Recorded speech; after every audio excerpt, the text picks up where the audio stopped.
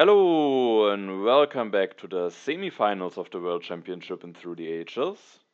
Today we are bringing the semifinal coverage to a close with taking a look at how Group 2 has ended, a group that we haven't taken a look at on this channel yet, because in that group PV4 was playing and he actually covered his games on his channel, so you already had a nice opportunity to take a look at some games from that group.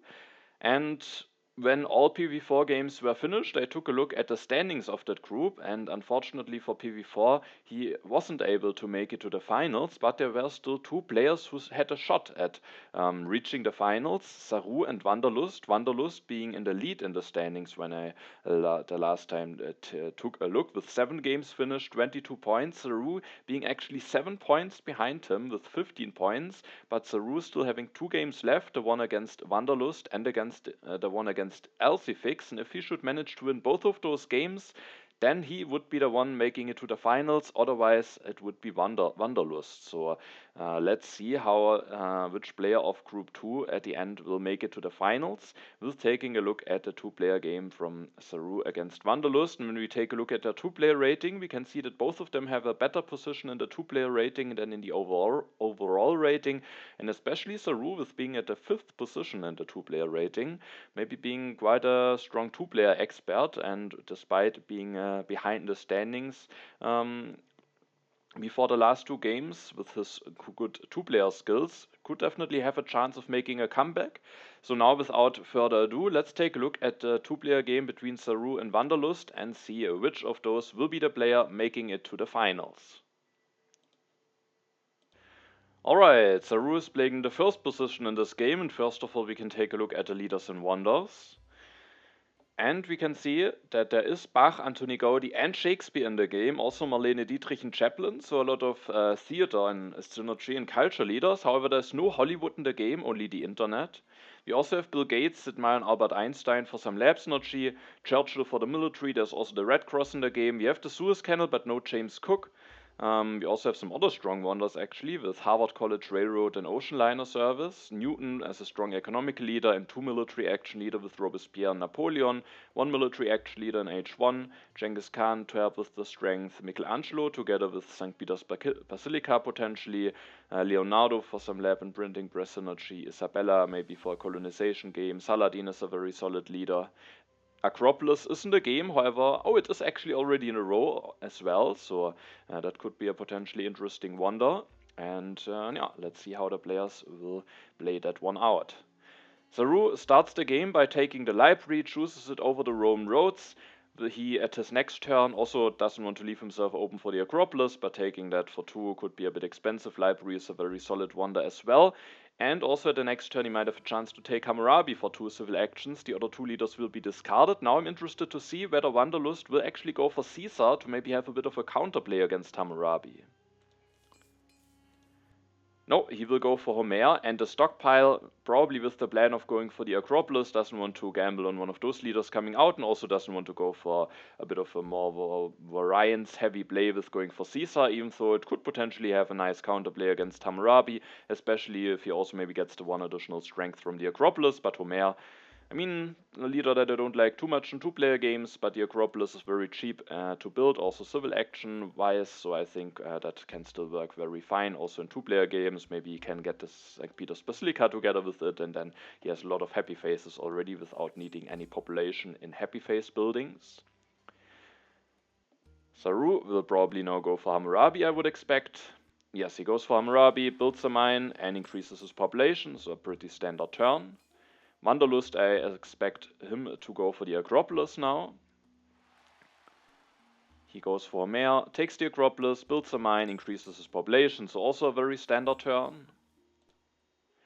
Now it's Saru's turn. He could take a breakthrough, maybe theocracy even, which can sometimes be quite interesting in 2-player games. He actually has drawn an event with his 1 draw, seeds it into the deck immediately. The development of crafts is revealed, and he indeed will go for the theocracy. I think Saru is also known for his a bit special gameplay or playing style, at least compared to some other top players that are participating in World Championship and other tournaments. So Yeah, he sometimes goes for some special plays, but Theocracy in two-player games can be quite interesting. He can maybe do a cheap revolution with Hammurabi. Let's see where he will be going with that. He takes the Theocracy, even though there could also be a monarchy to take, but the happy face, culture production, strength from the Theocracy can be quite interesting in a two-player game. He builds the second lab, increases his population, builds a step of the library, so he takes the Theocracy over the breakthrough, interestingly. Then Wanderlust will go for building a second lab, increases his population, builds a step of the Acropolis, takes the breakthrough. The next turn can maybe take the monarchy if Saru isn't willing to deny it. Saru seeds, so again he has drawn an event, he is playing the game like he is playing Caesar or Sun Tzu, but he has actually Hammurabi, but he probably, he doesn't have anything to choose from, he just seeds the events that he has drawn, but apparently those are worth seeding. The development of settlement is revealed, and he will indeed just do a revolution to theocracy. Maybe he could now build a step with his last civil action that he has with Hammurabi, or maybe even a third lab could be interesting. No, he builds a step at the next turn, can then maybe finish the library. Now it's Wanderlust's turn. He will go for Saladin. Let's see if he maybe will just finish the Acropolis and elect Saladin immediately to get the civil action as early as possible. I think that could be quite strong. It would, however, mean that he lets the iron stay available for Saru, which maybe he potentially wouldn't like. Also, he doesn't get the monarchy, so I guess maybe he, especially the monarchy, with now getting Saladin and having the Acropolis discount, I think would be quite a strong card to take. So he takes the iron and doesn't take the monarchy here, waiting for an H2 government form. I mean, he has Saladin to get some additional actions. Maybe he can be fine with 2 military actions for a while, but still the monarchy maybe could have been nice to have. But the iron, of course, also quite strong to get that. Otherwise, maybe Saru would have been able to go for some iron production immediately at his next turn. And the next turn he can then maybe elect Saladin. I'm not sure about this iron pick. Maybe I would have liked the monarchy a bit more here, or even maybe just electing Saladin to get the civil action earlier, because there will be a second copy of iron, and it's not like Saru can go for a lot of upgrades immediately. He would even delay the library if he wants to go for an upgrade here. Saru this time can't seed, takes the engineering genius, finishes the library, takes the breakthrough, the drama, which of course can be quite strong in this game with Bach and Marlene being available, and then he builds the third farm, which always can potentially pay it off and can work nicely long term. Wanderlust opens the development of agriculture, so 2 additional food for both of the players. He will elect a Saladin this turn, replacing Omer, getting the additional happy face for the rest of the game. Will go for the Code of Law, so when he now also takes the civil action from Saladin, he will have a lot of civil actions to work with. And then he builds the third lab, which allows him to, despite having now invested 6 science into the Code of Law, still have enough science to go for the iron at the next turn. So he will now have a lot of civil actions and will be able to go for the iron. Saru seeds and opens the development of civil life. He will build a warrior, making him the strongest. Maybe, I guess it might be to get out of corruption, depending on whether he will increase his population or not. But it might also be he has seeded 3 out of the 4 events. It might be to be prepared for strength events, which could be an indicator that he actually has seeded some. So let's see if that will be true. He then also takes a rich land, takes the masonry, develops the masonry, increases his population, and takes the printing press. So he has now printing press and drama available. Could go for Shakespeare as well, for Anthony Gaudi. So it's nicely set up to go for some culture buildings. Let's this copy of irrigation stay in 2 civil actions for Wanderlust. Wanderlust seeds and opens the scientific breakthrough, so no strength event revealed yet. Both of those players gain 3 additional science out of that event. Wanderlust uses the development of civil life to develop the iron for 1 science cheaper, goes for an upgrade, increases his population, takes the rich land, which will allow him to go for 2 more upgrades at the next turn, and then he will have some strong production and decides to go for the Medici Castle here, which I think should be fine. Maybe St. Peter's Basilica at the next turn could be fine as well. The thing being that, of course, he kind of wants to use his civil actions this turn, and maybe he didn't have the nicest way to do that. Maybe could have taken the irrigation, but I'm not sure if Saru will be willing to deny a copy of irrigation for an additional civil action, so he might just get that copy for 1 civil action at the next turn, and now I guess he might just play stockpile with his last civil action, yes. Let's see if he will take the strength from Saladin, if he is afraid of any strength events. He isn't, so let's see if maybe Saru can punish that. Saru doesn't see it, maybe doesn't have anything nice to see. He will go for Jan Žižka this turn, so let's see what tactic he will have for him. He elects him, plays the fighting bear in tactic, is now at 4 culture reduction, actually takes the swordsman and then starts by building a drama. Could have also maybe gone for a printing press, but he actually will need the happy face soon, so I guess the drama is fine as well. And he starts now quite a bit of culture production, so he will soon have quite a lead over Wanderlust, unless Wanderlust also will increase his culture production quite heavily. I mean, he will get the Amici Castle soon. Also, Saru still has 1 civil action left, but I guess he could just increase his population now. Of course, develop the swordsman, interestingly, doesn't go for an upgrade, so it's an interesting commitment. Developing that already, I mean, could have also just increased his population.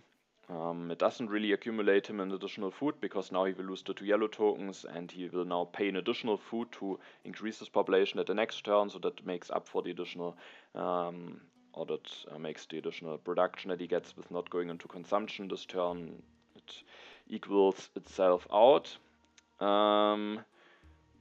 Yeah, so an interesting choice to go for the swordsman, especially if he does an upgrade and maybe just wanted to make a bit of space in his hand. I guess at the next turn he could, now that he has space in his hand, go for the iron and just go for 2 upgrades. And I guess even with 5 food he then would be able to get out of corruption. Maybe that could be the reason, and I guess that could be a good reason. Because if he would have a full hand, he would have not be able to go for 2 iron upgrades immediately. So let's see if he will do that at his next turn. Interestingly, he doesn't take the irrigation and could now be left without a food solution, but he has gone for 3 farms and maybe he will be fine for a while with that. Also, there's an ocean liner service in the game. H2 starts and Wanderlust will now go for 1 iron upgrade. Let's see if he will go for a second one or if he rather wants to leave himself open to finish the Amici Castle at the next turn. There's also an early scientific method available which could give quite a big science boost to one of the players. He will take the warfare, develops the warfare, so gets a bit stronger, is maybe a bit afraid of Žižka, takes the irrigation and then builds 1 step of the Amici Castle. At the next turn he will be able to finish that wonder. Saru could now go for some iron upgrades, but potentially could also go into scientific methods, so it will be interesting to see what he will choose. Also, this copy of selective breeding is available, so if Saru doesn't take it and Wanderlust denies it, Saru might need to hope for the ocean line in order to get some additional population going. The cultural influence is revealed, and that also explains why maybe Saru was even more willing to build a drama, having now 6 additional culture production, or 6 culture production, 5 more culture than Wanderlust for that event. And then when we take a look at Saru's turn, we can see he will indeed go for the iron. I mean, Wanderlust, now with having developed a warfare, is missing 1 science to get into the scientific method immediately, and with that it's maybe not that relevant of a card to deny immediately. So let's see if he will probably maybe just go for 2 iron upgrades. He indeed will do that, and now we can see that developing the swordsman the turn before was indeed maybe just be for that reason, so that he had a free hand space and could go for the 2 iron upgrade turn here. Let's see if Wanderlust will deny the selective breeding. Saru will get quite a culture lead now, however he is still stuck on 4 civil actions, which could at some point be problematic. Wanderlust is willing to take the scientific method for 2, takes the reserves and goes for an iron upgrade. He isn't going for the food denial. Of course it can be worth it in 2-player games, but it's also a bit of a cost. But I mean, maybe instead of the reserves he could have denied it, but also it would be a bit awkward having that in hand for now then a very long while. But I mean, he hasn't committed to irrigation yet, so it's definitely interesting. I think it could have been worth it potentially instead of taking the reserves for 3. Yeah, now he leaves it available. Let's he leaves it for Saru. Saru seeds and opens the knowledge of the ancients. He will take the cavalryman, he will take the selective breeding, increases his population, which gets him out of corruption, and then upgrades a warrior to swordsman using the free military action that he's having, and then takes the patriotism. Could have also gone for an iron upgrade, or maybe building another drama, so interesting that he's actually willing to take that patriotism. It could actually mean that maybe he has drawn already a war or something, and maybe wants to be able to have an additional military action to be able to declare that war, and maybe go for some more strength and having more military actions to build up some strength, because otherwise it feels a bit expensive, especially with being in 4 civil actions. Oh, I just realized also that I talked about developing the swordsman to make space in his hand, but of course I completely forgot about the library, which then again makes it a bit more questionable again committing to the swordsman early on.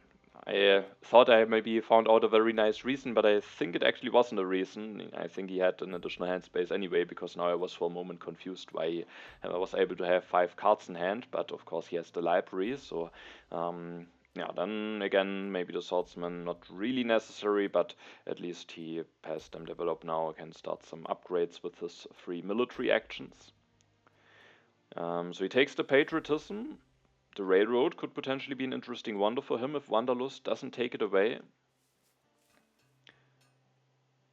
Maybe he also wants to leave himself with enough resource to go for 2 selective breeding upgrades at his next turn. Wanderlust seeds, and as we can see, there's at least 1 strength event of array, so that was maybe the reason why Saru built that warrior earlier on. Now he gets some additional food or resource out of it. Wanderlust takes the Republic, builds a religion, with that makes that Republic even cheaper with the Acropolis, develops the Republic for 7 science, so still has a fine amount of science left, actually just enough to go for scientific method at the next turn. Thanks to the reserves he could even go for 2 scientific method upgrades at the next turn, and now he really has a lot of civil actions, but he is falling a bit behind in culture, but he has now actually 5 more civil actions, more than double the amount of Saru, finishes the Magic Castle, takes the architecture, the opera, and then plays the reserves for resources. Now it's Saru's turn, he seeds and opens the Uncertain Borders, so he's winning some more strength event. When we take a look at the event deck, we see that actually both players have seeded one H1 and one H2 event. Saru this turn will increase his population, develops the Cavalryman, plays the Patriotism, so at least makes use out of that immediately.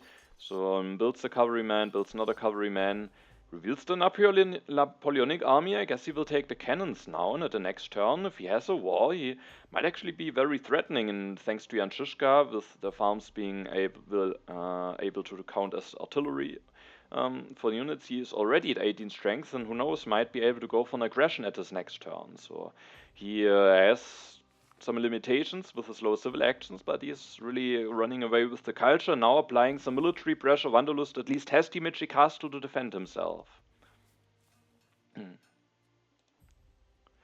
Wanderlust goes for the cannons, develops them, destroys the lab, has the fortifications tactic that of course would be an enormous help for him. And he indeed has it, goes up to 16 strength. A bit lucky, that will make it a lot more difficult for Saru to really apply some big military pressure, but it's still quite a cost. Wanderlust could have gone for scientific method now, continued upgrading his economy. Now instead he is at 0+2 science production. Maybe the Harvard College could be very interesting for him, but his economical upgrades will get quite a bit delayed now, which as a consequence might also delay how quickly he can set up some culture production. He takes the Harvard College, but doesn't have enough resources to finish that at the next turn, unless of course a new deposits is revealed. Saru seeds, and indeed a new deposits is revealed. Maybe that was seeded by Wanderlust then. Makes a lot more sense why he was willing to take the Harvard for that expensive, but might have been the correct move nonetheless. So that is now quite a helpful event for Wanderlust, allowing him to get a Harvard College at the next turn, and I think that makes quite a difference for him now. Saru gets 5 additional resources, will go for the justice system to at least not be stuck on only 5 civil actions any longer, goes for an iron upgrade, takes the breakthrough, and then upgrades a warrior to a swordsman using the free military action again, takes the efficient upgrade, lets Shakespeare stay in 2 civil actions, and maybe at the next turn could start going for Shakespeare. Oh, there's now also the Ocean Liner service revealed. Wanderlust takes the revolutionary idea, finishes the Harvard College, plays the revolutionary idea, takes the rich land, develops the irrigation, and then takes the organized religion. So he couldn't really... I guess he could have maybe finished the Harvard College and then with all of his remaining civil actions taken the Ocean Liner. Now the Ocean Liner can actually be taken and finished by Saru, but it would come at a cost of going for Shakespeare for him. But he could maybe still take Shakespeare and the Ocean Liner service if he wants to. So let's see if Wanderlust might regret not taking it. But it would have been also quite expensive, I think. So, but I mean, now with only having irrigations, he might be really a bit stuck on low population. Saru seeds, And opens the Politics of Strength, another strength event. He gets a lot of draws. Let's see if he maybe can follow up with a bit of an aggressive push, or if he rather just focuses on setting up a very strong culture production. Also, I'm very interested to see whether he will maybe go for the Ocean Liner now and maybe even just finishes it or takes it together with Shakespeare.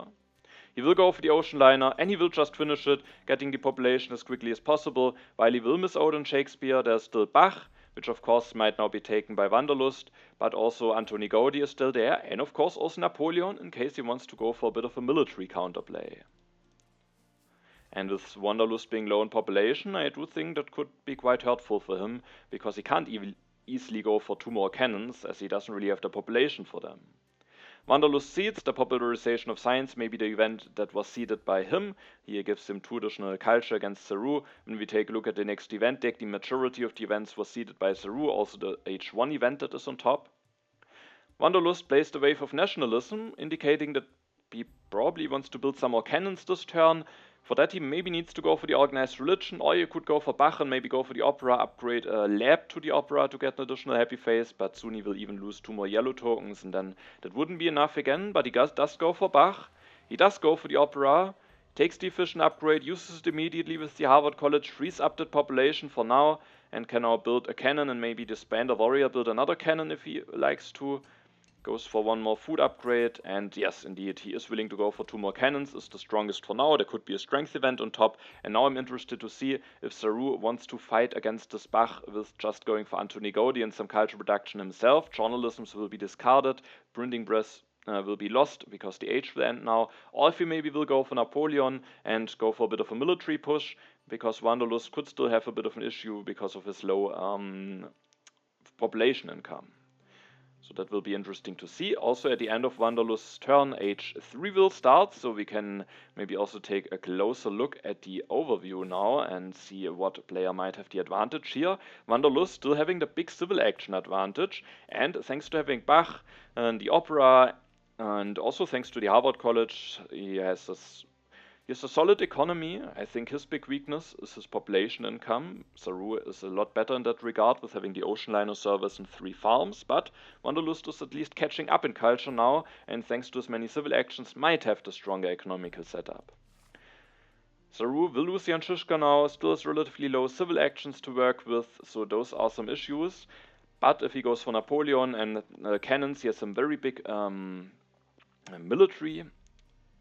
He can threaten a lot of military, and he for the moment has still the culture lead, so despite him maybe having some weaknesses in his low civil action count, also not having the most science production, I think he can really apply some pressure here on Wanderlust, and Wanderlust first and foremost has to overcome that culture gap. I think the production already happened at this point, yes, so 20 culture he's behind Saru. So for my guess, I think I will be going with Saru, but of course there's always the chance that Wanderlust will just run away with the culture, and he has the Amici Castle to potentially help him defending, but every time he needs to sacrifice the units, also extremely costly for him, as he is low in population and can't easily rebuild that population that he potentially wants to sacrifice. So I think it's a relatively open game, but because of the population advantage, I will go with Saru as my guess here. Alright, and if I should manage to guess this right, then I have actually guessed all of the 3 2-player games correctly, so let's see if I will manage to achieve that. H3 starts, Saru loses Jan Žižka, the printing press and the engineering genius 1. Very interested to see what leader he will choose now. First of all, he seeds and opens the vast territory 1, which actually Wanderlust is able to win. Let's see if he has a lot of colonization cards or if he is even willing to send an army away. He is sending an army away, so of course the colony helps him a lot with the population, but it's also quite a heavy price to pay, and he can't immediately get both populations back.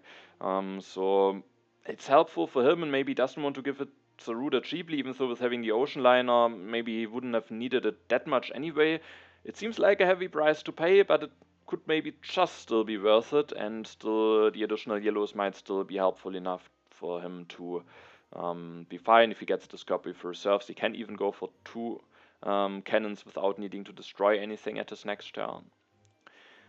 So let's see, but he lost quite a bit of strength now. Saru, as you can see, will go for Napoleon, doesn't want to go for a peaceful game here, wants to exploit maybe. Wanderlust now having not the greatest food income and also just having sacrificed 2 cannons. He goes for Napoleon, increases his population with the ocean liner, goes for the cannons, builds 1 cannon. Let's see if he will go for another one. No, he takes the team sports. I think there's no Pierre in the game, but still he needs a happy face solution, and then at the next turn could go for team sports and another cannon, which would put him at quite a threatening amount of strength actually. Also, he makes sure to get 3 draws from H3, as he might need a war over culture or a hybrid war. Wanderlust seeds and opens the terrorism. That's a good event for him, but I think Saru doesn't have the most expensive buildings. He will just lose the drama, which costs him a bit of culture reduction, but it's maybe not the worst thing, and the terrorism sometimes can have quite a more impactful, can be quite more impactful.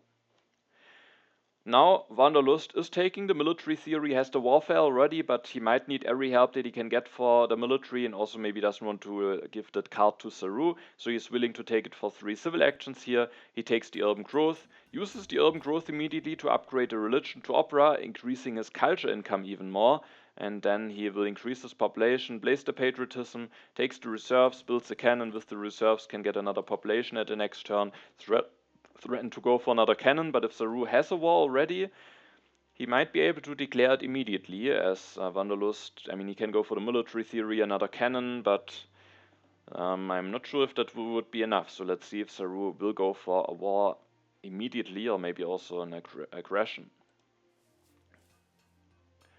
Wanderlust now being at 14 culture reduction, so also with the terrorism, the difference in culture income is now quite heavily, so Wanderlust might actually overtake Saru relatively soon. No war from Saru, instead the freedom of movement, which Saru uses to put a philosophy to drama, paying 0 thanks to the masonry, so he just wants to rather have the culture income and also the happy face instead of the 1 science income, which I guess makes sense. Wanderlust could maybe put something into cannons just to get more military as quickly as possible. Saru takes the revolutionary idea, which I think could be quite helpful for him, maybe either going for fundamentalism or easily going for air forces. Let's see if he is willing to take the Air Force for 3 civil actions here, or if he's willing to gamble on the second copy not being very late. He doesn't take the Air Force and instead just takes those yellow cards, builds another cannon. With that is already at 37 strength, which is quite a lot. And yeah, again he gets 3 draws, and let's see what he will do with those. Also he builds another theater, going up to 6 culture production at least. And with the revolutionary idea, he has enough science to go for both team sports and an air force relatively soon. Wanderlust takes the reserves, takes this copy of air forces, takes the fundamentalism, which will also help him, but he might not have enough science to go for all military theory, fundamentalism, and air forces, so it might partly also be a hate draft. And then he upgrades not a lab to opera, so he's just setting up for defense and maximizing his culture income, hoping that he will be able to defend himself and soon maybe be at the lead in culture. Then he will play the reserves for resources with his last civil action.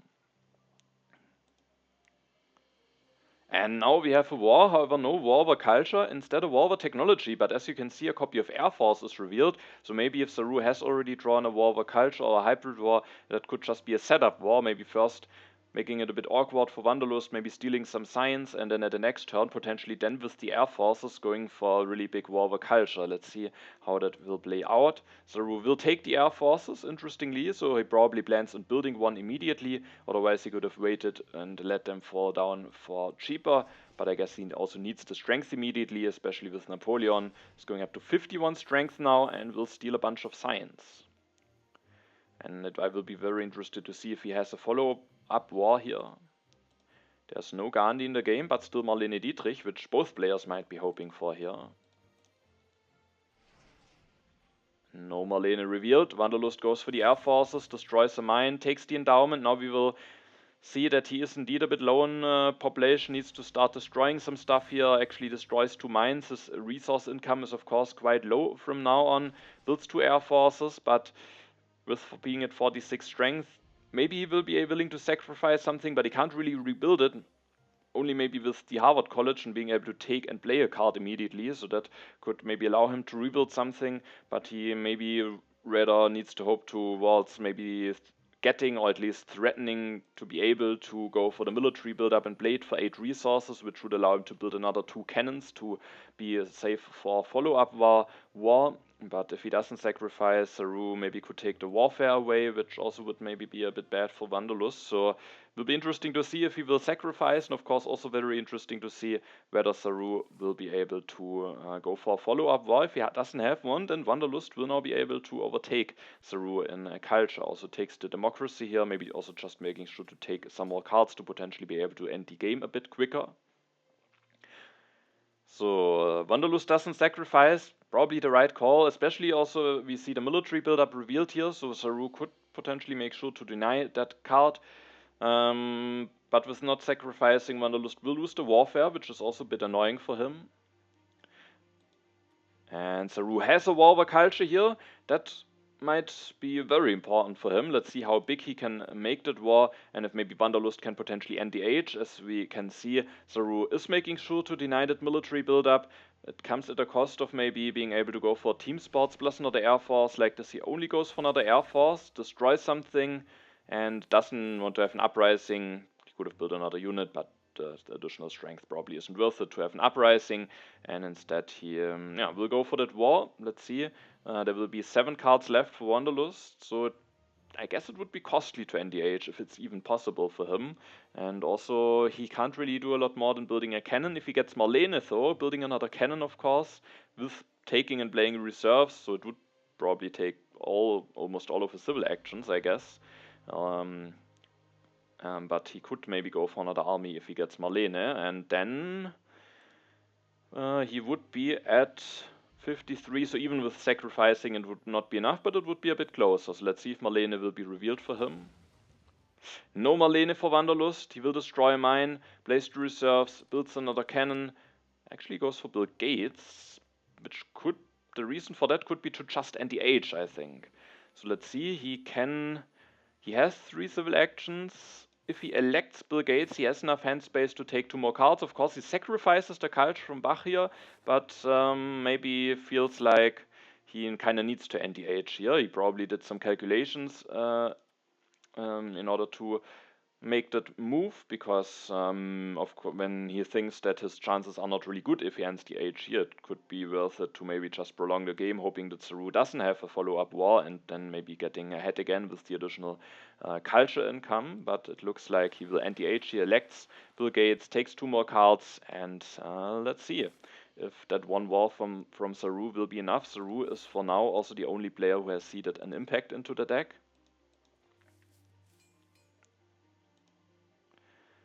Alright, so H4 starts. Saru. Oh. Okay. That is of course something I completely forgot in my considerations. Oh. And that's of course not good news for Saru. Because ending the age not only making sure that the game ends a turn earlier, it also makes sure that Napoleon is lost by Saru. So that is 8 strength lost, and with that and with sacrificing, Wanderlust is actually able to tie in that war. And now I'm really not sure if that culture difference can easily be overcome, especially because Saru has only 1 impact in there and has lower culture income. So yeah, that's of course something I completely forgot when thinking about the turn, that with ending the age, Saru will now also lose Napoleon, and Wanderlust can actually tie in the war. And with that, it's not really looking that great for Saru. However, he at least gets an armed intervention off. With that, he's getting a bit closer again, but his single impact that he is in there needs to be really good in order for him to have a chance. He will now probably go for Marlene and can build 1 more drama at least. Builds the drama, builds a mine, so that could be an indicator of impact of industry, which would give him +8. I'm not sure if that would be enough. And then he also builds a warrior, interestingly. Why does he build a warrior? I guess he can't build anything else anyway. He doesn't have a civil action left, but I guess he will just build 2 warriors then. Yeah, but those don't really make a difference really for impacts. For impact of competition, it would be even better actually to just build a swordsman instead of building 2 warriors. But maybe if that impact is seeded, Saru has lost anyway. Yeah, so Saru is now at 106 culture, but Wanderlust will get one more production, and the single impact needs to be enough for Saru to overtake Wanderlust. Wanderlust might even have an impact for himself. He doesn't, so it will. And the one impact will be the one that will decide whether Saru will be able to catch up. Wanderlust actually destroying some things, builds religion, builds some mine. Of course, with building that additional mine, Saru heavily inclined that the impact of industry might be in there, especially with him having, with not any other impact being in there. So if that is not his impact, it might have been better to just build a religion, unless he wanted to misguide Wanderlust into now going for that mine, but I'm not sure if that is the case here. And then before the final impacts, Wanderlust has a 13 culture lead. Let's see if that one impact from Saru will be enough to overtake Wanderlust. If it is indeed the impact of industry, it won't be enough. Alright, it is indeed the impact of industry, and with that, Wanderlust is able to win that game by a 7 culture lead, so despite not being able to win that war, Saru still made it quite close here. But yeah, it's not enough. The armed intervention plus one decent impact was at the end not enough to overcome the culture deficit. So sadly, this one I guessed incorrectly, and Wanderlust was able to win that game against Saru, just going for a bunch of operas with Bach, defending himself with the Meiji Castle. It's maybe a bit unfortunate for Saru that Wanderlust had the fortifications tactic available. Without that tactic, I think he could have had some real... He could have applied some really big military pressure. With having the tactics, Wanderlust was able to defend himself quite decently, and even though Saru got war the technology off, was able to steal that warfare, with Wanderlust having the ability to end the age. Saru lost Napoleon, and with that lost the at the end lost the game. If you remember, during his war culture, Saru destroyed something to not have an uprising, but he could have put that population, if I remember correctly, into cavalrymen or something, just for like 3 additional strength. Maybe in hindsight, that actually might have been worth it. I'm not sure, maybe Wanderlust could have played some different lines then, maybe not ended the age and been safe from a second war and just gotten an additional culture production, but I think it was clear to see for Saru that Wanderlust could go for that play with ending the age, if he wants to go for Bill Gates, and then with, instead of a tie, he would have won the war. Maybe Wanderlust wouldn't have ended the age then, but that maybe also would have been an advantage for Saru, because with the play and war only being a tie instead of, even if it's only won by 3 culture, it's still a 16 culture swing in a 2-player game. So maybe that could have been a potentially different play from Saru, but there might have been other disadvantages that could come together with the play that I didn't see with the very short amount of time that I just took a look at this turn. Yeah, but actually quite an interesting game, only a 7 culture difference. For the second time in a row, we see the military play in H3 not succeeding, like in the game that we have seen from Wolves in the last video. And Wanderlust with that is able to win, and as we will see in the standings soon, with that will also be the player who will make it to the finals. So yeah, well played to Wanderlust, but also to Saru. I think it was an interesting game to watch. And let's take a look at those final standings of Group 2, and then we will finally know all of the results and can then again take a look what will be the players playing in the final. Alright, so let's take a look at those final standings. First of all, we can maybe quickly take a look at how the other games finished. Saru was actually able to win against LCFix, so if Saru would have just had a bunch of more culture in the game against Wanderlust, as when we take a look at the standings now, he would have been the one moving on to the next stage. He's actually 7 points behind Wanderlust now, but of course, if he would have won that game, Wanderlust would be at 22, Saru would be at 23, so like in Group 1, quite a close finish, and only a few culture difference could have made it that a different player would have made it to the finals. And yeah, but like this, Wanderlust has made it to the finals, so congratulations to him. Also, like maybe Kishantri from Group 3, a player who probably most players wouldn't have guessed at the beginning of the tournament that he would be one of the finalists. Actually, it's a player that I didn't really know before the start of the tournament, in contrast to Kishantri, which I have seen a lot in other tournaments. But Wanderlust pulling off some really strong performances, also in some other tournaments, like for example the Wimbledon tournament. I've seen him pulling off some really great results. So maybe we have a new, very strong player among us in the tournament scene, and it will be interesting to see how he will play in the finals.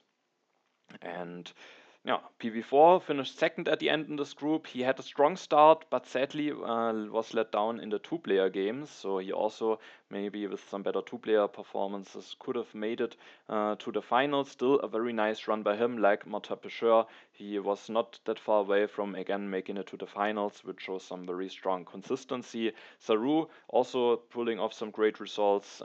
As said, as we saw, just a few culture difference, and he would have been able to move on to the finals. Elsifix not having the greatest performance here in the semifinals, but still making it to the semifinals again, like I think he did last year as well, where I actually think I played against him in the semifinals group, and he almost made it to the finals. So also here showing some very nice consistency here. And with that, we of course have our 4 finalists. We can maybe quickly go to stage 8, because the finals are actually already ongoing. Finally, I know now all of the finalists. What it was quite difficult to not be too curious, just to take a quick look who made it to the finals, but I wanted to remain unspoiled for those videos. But now we know the 4 finals. A440, who didn't have to play in the semifinals, who made it to the finals just with winning all of the upper bracket groups. We have Ipogi, we have Kishantri, we have Wanderlust. So with those finalists, it will be clear that we will have a completely new world champion in 2025.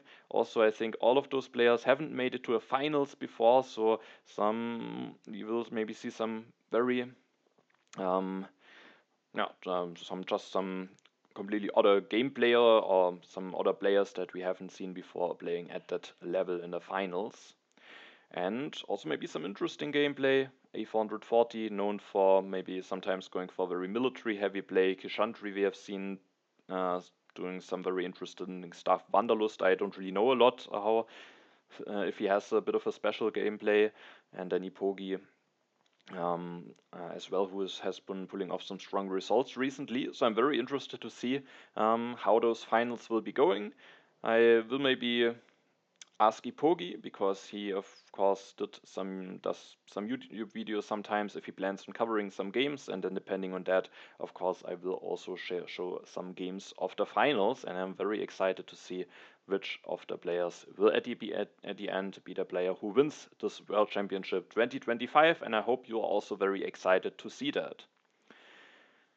Alright, and with that, we are at the end of the semifinals coverage. I hope it was an interesting journey for you following along that high-level games. And now, of course, we are excited for the finals before, or maybe some of games of the finals could even finish relatively soon, depending on how quickly they are playing. But I plan on at least covering 1 or 2 games from the international championship season, where we saw the start of, but then I didn't find the time to cover more games from those, but I will cover 1 or 2 games from that tournament, and then we will see how quickly some final games of this World Championship will finish, and we'll also take a look at those. Alright, then thank you for watching, have a nice time, and see you in the next video.